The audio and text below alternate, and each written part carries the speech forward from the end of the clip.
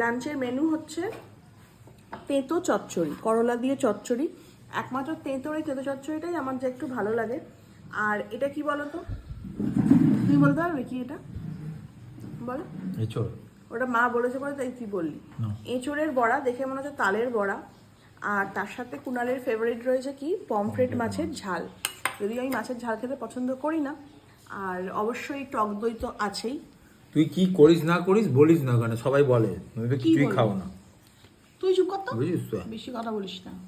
সবাই তোর ভালো ক্যামেরা স্ক্রিনের সামনে নাটক করে, তুইও একটু নাটক কর। আমি নাটক করে চলি না বলেই মানুষ আমাকে তো ভালোবাসে, যে তোমার যেটা সত্যি সেটাই তুমি তুলে ধরো, মিথ্যে কিছু বলো না।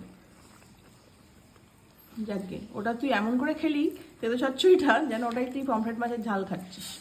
কেমন হয়েছে এঁচড়ের বড়া?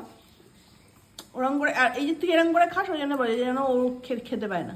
ভালোই হয়েছে। হ্যাঁ, আর কুণালের তো ফেভারিট হ্যাঁ, এটা পমফ্রেট। ফ্রাই হলে আরো ভালো হতো।